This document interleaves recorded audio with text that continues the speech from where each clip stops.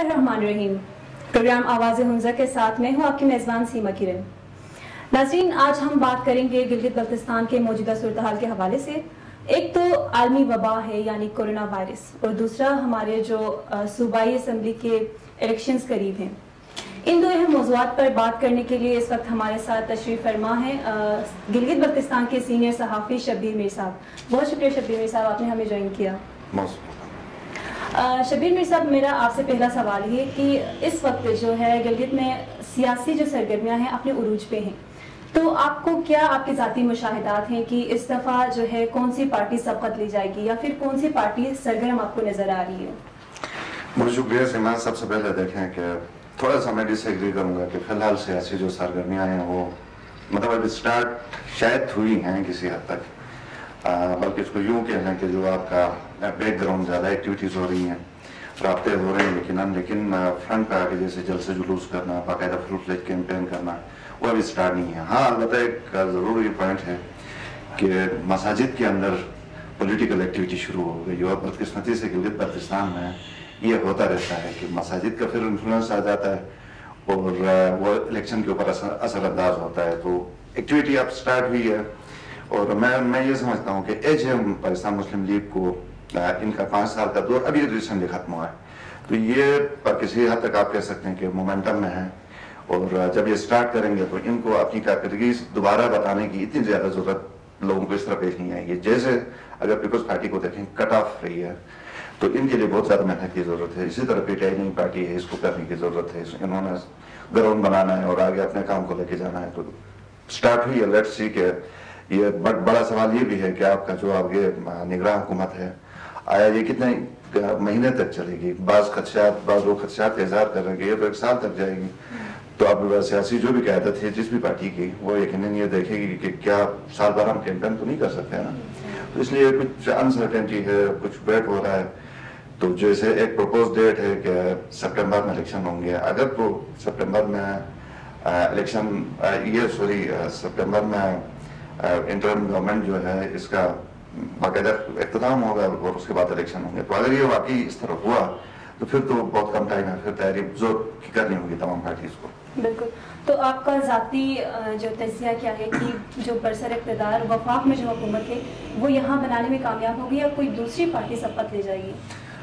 हमारे यहाँ पे गिलगित बल्तिस्तान हो, आज़ाद कश्मीर हो, इन्फ्लुएंस वहाँ का होता है। वफाक में जो भी पार्टी होगी, यहाँ पे लोग देखेंगे कि वो अच्छा वफाक में है, तो जाहिर है वहाँ से लोग मिनिस्टर्स या जो फेडरल पार्टी होती है, फेडरल गवर्नमेंट जिसके पास होती है, उनके यही होता रहा है कि कैंपेन के लिए लोग आते हैं, इनके मिनिस्टर्स आते रहे हैं। माजी में आप देखें कैदर साहब आए, नून लीग के बहुत सारे आए, हत्ता कि उनके लोग आए।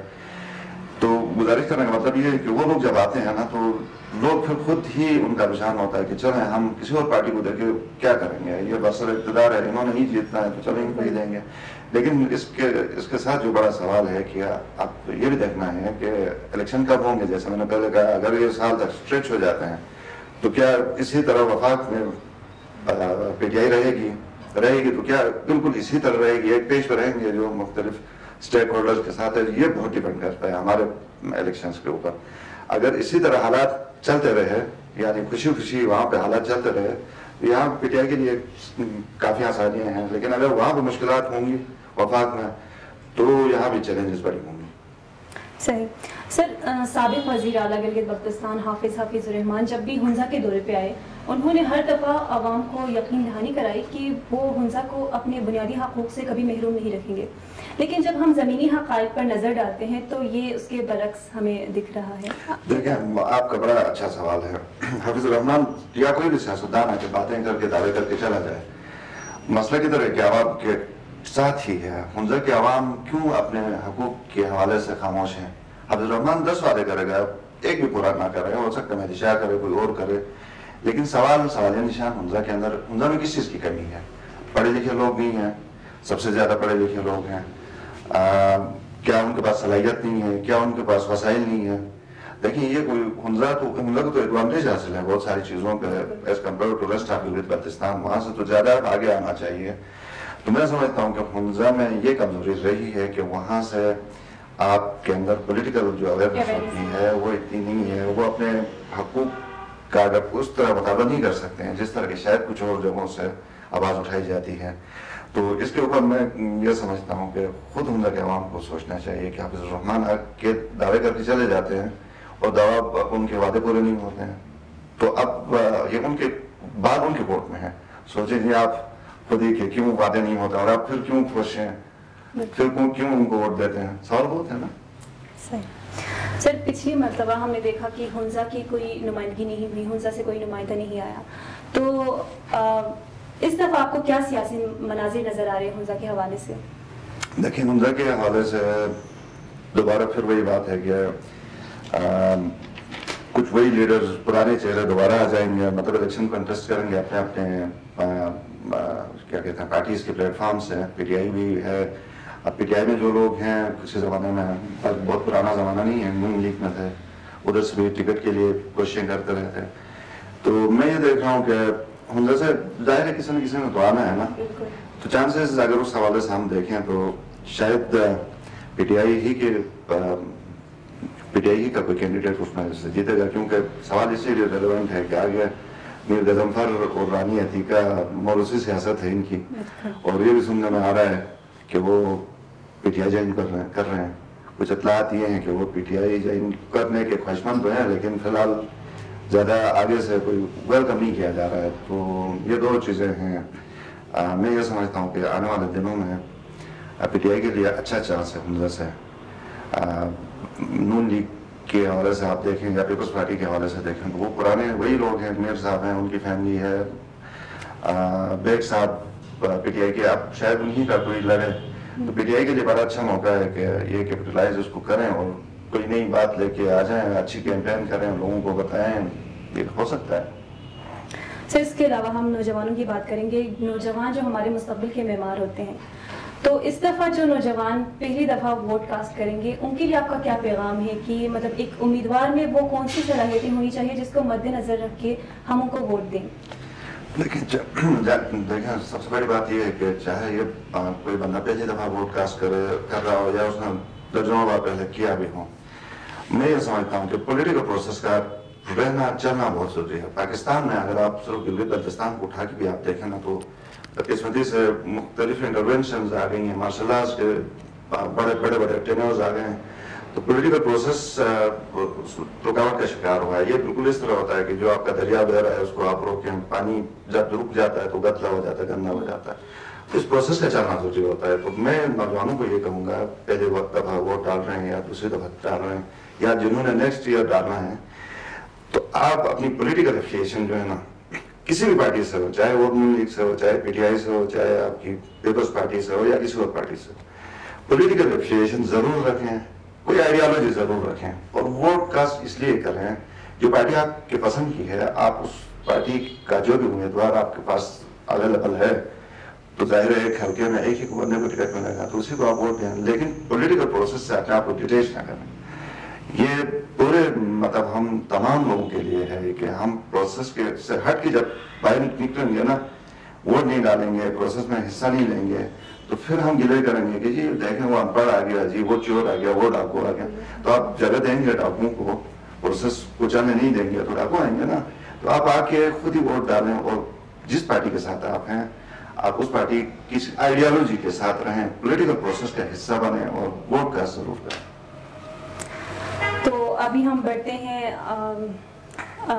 کووڈ-19 کے حوالے سے ہم بات کریں گے ابھی کہ حمزہ میں جیسے کہ ہم دیکھ رہے ہیں کہ ہماری انتظامیہ, زیر انتظامیہ جو ہے, خاص کر ہمارے ڈی سی صاحب فیاض احمد اور محکمہ صحت سے ہمارے ڈی ایچ او صاحب ممتاز احمد جو ہے وہ کافی سرگرم, کافی ایکٹیو نظر آ رہے ہیں ان صورتحال میں. اور جیسے کہ حمزہ پہلے نمبر پہ تھا کورونا وائرس سے انفیکٹڈ ایریاز میں سے, تو اب یہ سیکنڈ پہ آ چکا ہے. تو ان کی جو کاوشیں ہیں, ان کی کوششیں ہیں, اب وہ رنگ لا رہی ہیں. ان کی کاوشیں وہ کافی حد تک کامیاب ہوتے نظر آ رہے ہیں. تو گلگت بلتستان کے دیگر اضلاع کے کیا انتظامات آپ کو نظر آ رہے ہیں؟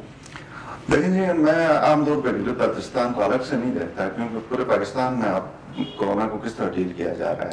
اگر آپ مجھ سے ایمانداری سے پوچھیں تو میں یہ کہوں گا کہ پاکستان کی نسبت کورونا وائرس کو گلگت بلتستان نے بہت اچھا ڈیل کیا ہے. انہوں نے ٹائم پہ فیصلے لیے. اور میں خود بھی حیران تھا کہ اتنا بر وقت فیصلہ لے کے چائنا سے انہوں نے بارڈر کو کھولنے سے انکار کیا, نہیں کھولا. اسی طرح جو زائرین کو لے کے آگے وہ فرسٹ فیز تھا اس کے اندر میں یہ سمجھتا ہوں بڑی دور اندیشی کا انہوں نے اس وقت ثبوت دیا، اور شاید کوئی اور گورنمنٹ ہوتی نا تو دیکھیں پورے پاکستان کے اندر بھی نا، بلکہ پاکستان کیا دنیا میں دیکھیں بہت لائٹ لیا ہوا تھا لوگوں نے، اور ہم کوئی ایسی بڑی ترقی یافتہ قوم بھی نہیں ہے، اور گلگت بلتستان میں بھی ہم کوئی ایسے بڑے ہم تجربہ بھی لوگ نہیں ہیں، ایسے بڑے ویژن والے بھی لوگ نہیں ہیں جنرلی۔ اس کے باوجود انہوں نے جس طرح کووڈ کو اینٹیسپیٹ کیا اور اس کے لیے اقدامات کیے، میں سمجھتا ہوں کہ بہت بڑے لیول پہ بہت تیزی سے جو آنے والا ایک ڈیزاسٹر تھا اس کو اوائڈ کیا، اور اپنے اپنے لیول پہ اچھا کر رہے ہیں۔ یہ کووڈ کے حوالے سے میں ویسے ایمانداری سے، کیونکہ ہمارے پاس وہ وسائل بھی نہیں ہیں، پورے پاکستان سے ہم تب کرتے ہیں نا کمپیریزن کرتے ہیں کہ اب پنجاب سے کیا ہم پیچھے ہیں، لیکن وہاں پہ کتنے مسائل ہیں، سندھ سے اسی طرح دوسرے صوبوں سے کریں، ہم گلگت بلتستان سے کریں تو ہم بہتر ہیں ان کی نسبت، لیکن ہم پرفیکشن کہیں نہیں ہے، پاکستان میں نہیں ہے، ہم ادھر کی کیا ہم کہیں کہ جی یہاں پہ مثالی ہونا چاہیے، لیکن خیر ان کی نسبت ہم اچھے جا رہے ہیں۔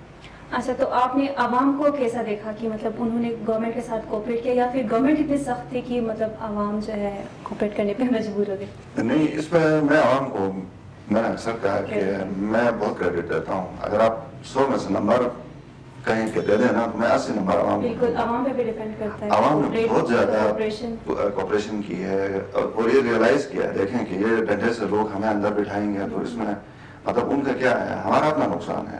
یہ کیا جو کووڈ ہے، کورونا ہے، اس نے کیا پوچھ کے آنا ہے، یا اس نے یہ دیکھنا کہ جی یہ عوام ہے تو اس کو نہیں لگیں گے، اس کے اوپر حملہ نہیں ہونا چاہیے، اتنا اگر عوام نہیں ہے تو اس کے اوپر یہ تو نہیں تھا نا۔ تو یہ شعور پیدا کرنے میں ایک سیکشن نے گورنمنٹ کی طرف سے بھی اچھا کردار ادا کیا، اور سب سے اہم بات آپ کے سوشل میڈیا کے اوپر، چاہے چونکہ ہر بندہ سوشلی ہوتا ہے، خبر دیتا ہے، انفارمیشن دیتا ہے، تو میں سمجھتا ہوں کہ بہت رول تھا، اور حکومت کا بھی اس میں اچھا انفارمیشن اویئرنیس دینے میں اچھا رول کیا، کیونکہ شروع کے دن ہی تھے، اور امپورٹنٹ تھا کہ اس دوران لوگوں کو بتایا جائے کہ آپ نے کیا کرنا کیا نہیں کرنا۔